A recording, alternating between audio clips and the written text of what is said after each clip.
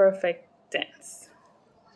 When are we going to use the present perfect tense? Well, for me, I normally tell my students, okay, that we're going to use the present perfect tense when we're talking about a completed action in the past without specifying, okay, a time. So without a specific time. And I've found over the years that it's easier this way. And this is how I teach it. In the textbooks, in other English courses, or from other English teachers, they will tell you that the present perfect tense is something that started in the past, but could continue into the present or things like that. I don't want to go into all that confusion, okay? I want you to understand that the present perfect tense functions like the past tense. The only difference is that we don't have a specific time. If you learn it that way, it's easier to identify when to use it correctly. Okay? So since we have that clear, let's move on to the structure. What's the structure of the present perfect tense? First, we have to use the auxiliary verb have. In this case, have is not like the verb, okay? It's an auxiliary verb, okay? We use it with other verbs to create this perfect tense. So have, we have to conjugate the verb to have in the present tense. So I have, you have, we have, they have. For he, she, it, we have to use has. So since we have the first part, okay, now let's move on to the second part of this tense. We need the past participle of the main verb. What does this mean? For the regular verbs, they normally end in ed. They function similar to the past tense, okay? So let's say we're talking about the verb to cook. In the past participle, that would be cooked with ed at the end. If we were talking about the irregular verbs, then I normally tell my students to check the list, okay? The more we use the irregular verbs, the more we become accustomed, okay, to the conjugation in the past participle, okay? However, if at the beginning you don't know, just check the list that I always provide. So check the list of all the irregular verbs in English. But let's say we had the verb to see. To see is an irregular verb, okay? In the past participle, to see becomes seen.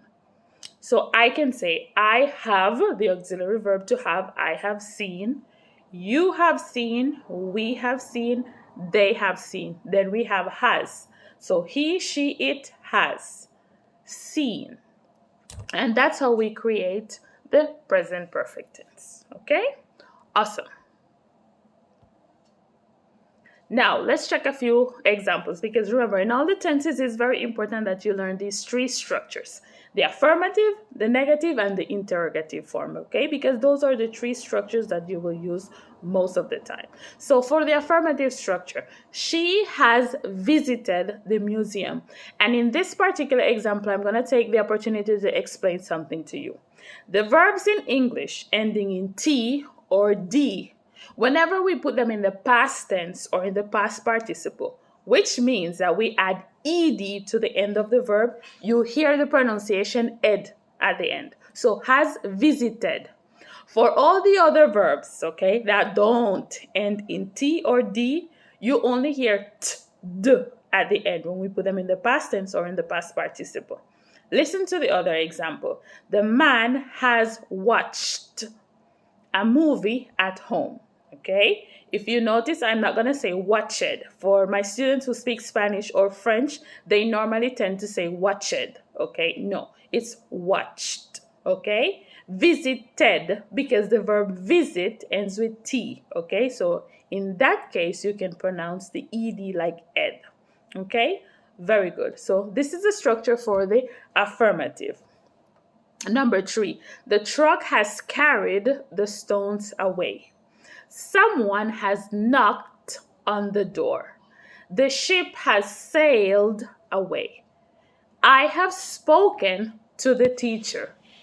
They have written, an essay. They have written an essay, okay? So this is the affirmative structure. All you need is your subject. You need the verb to have, with the correct conjugation according to the subjects, and then the past participle of the verbs. That be regular when we add ed, or irregular when we check the list of the irregular verbs.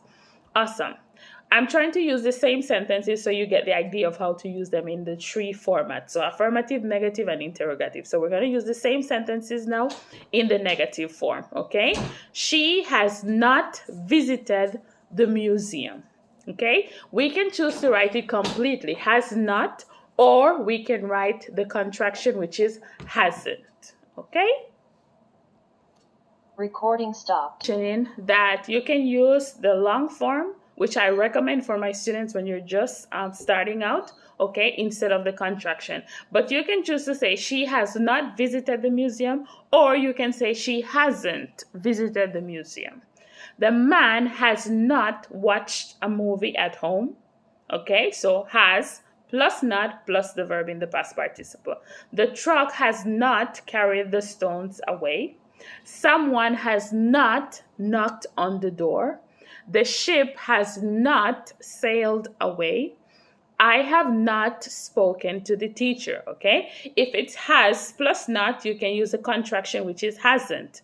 If it's have plus not, you can say haven't. So I have not spoken to the teacher, or I haven't spoken to the teacher.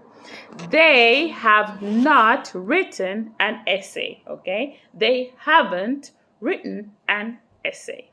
Very good. So that's the second structure. So far we've seen the affirmative and we've seen the negative. Now let's look at the interrogative structure. And this is like the question structure when I say interrogative, okay?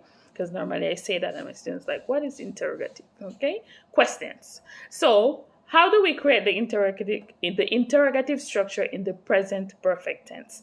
Well, we have to start off with the verb to have in the correct conjugation, the subject, and then the verb in the past participle.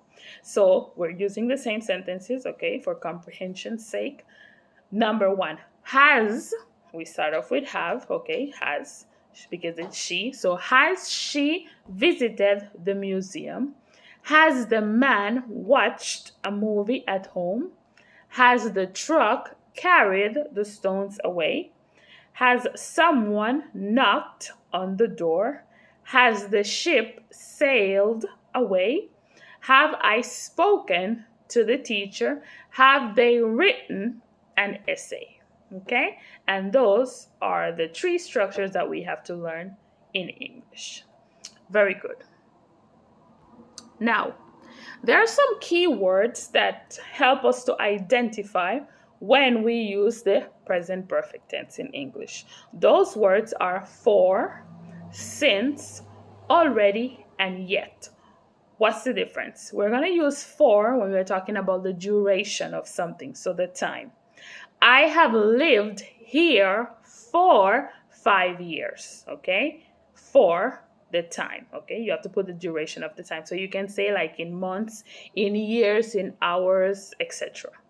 Since is from a specific time. I have lived here since 2009, okay? When we use already, okay, this is only for affirmative sentences, so, and it means something that you did already, it's finished, okay? So I have already done my homework. Already we can use to put it in between the auxiliary verb to have and the past participle, or we can push it to the end of the sentence. So you can say, I have done my homework already, okay? So one more time. I have already done my homework. I have done my homework already. Yet. Yet is normally for negative and interrogative. So when you're asking a question and when you're answering in the negative form, you can use yet, okay? Let me just turn this over to see, okay? Yes, so I have not yet done my homework. I haven't done my homework yet. Okay, so those are the cases when we're going to use these words in the present perfect tense in English. There are two other words that we have to learn, which are ever and never. Ever we're going to use when we're asking a question, and never when we're answering in the negative form. For example, with ever, have you ever seen a whale? Have you ever seen a whale? So ever, okay, for questions. Now with never. I have never seen a whale. I have never seen a whale.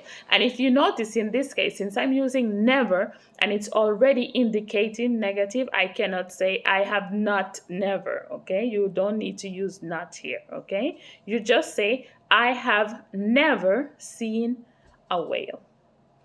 Perfect, okay? That would be all for the present perfect tense in English. I hope it was clear and you understood everything and you're able to do the exercise, okay? So we will move on with the next part of the course.